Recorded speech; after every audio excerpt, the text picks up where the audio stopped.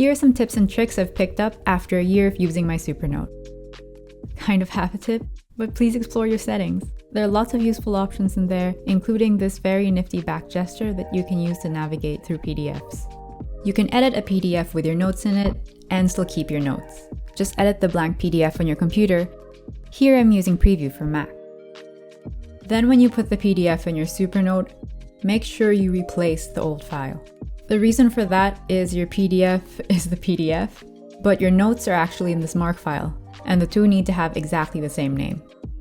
And if we go back to our Supernote, the base PDF file has our edits, and our notes are still there. If you have an image or a PDF and you'd like to turn it into a template for your notes, screenshot it, and then move the screenshot from the screenshot folder to your My Style folder. Here are 3 different ways I like to use layers. You can use them for shared to-do lists to view just one person's tasks at a time.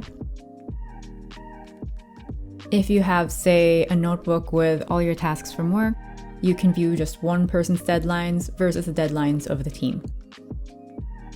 For studying, this is a great way of having an answer key at hand. Hide the layer. If you like using titles but not really seeing them, don't forget that you can always hide them under your toolbar. You can select text, move it up to the top, probably make it a little bit smaller. Define your title as usual. Then once you move the toolbar back up, there you go.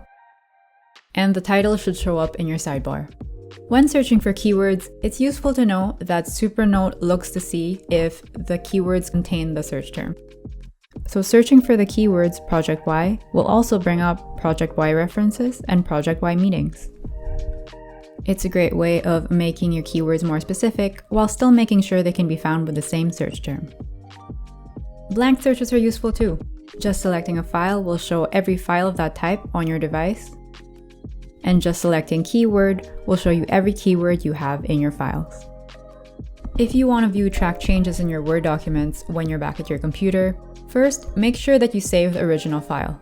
Using Microsoft Word's Compare Documents function, select your original file, and then select the file that you edited on your Supernote. Word should give you a third file which should have all of your insertions and deletions.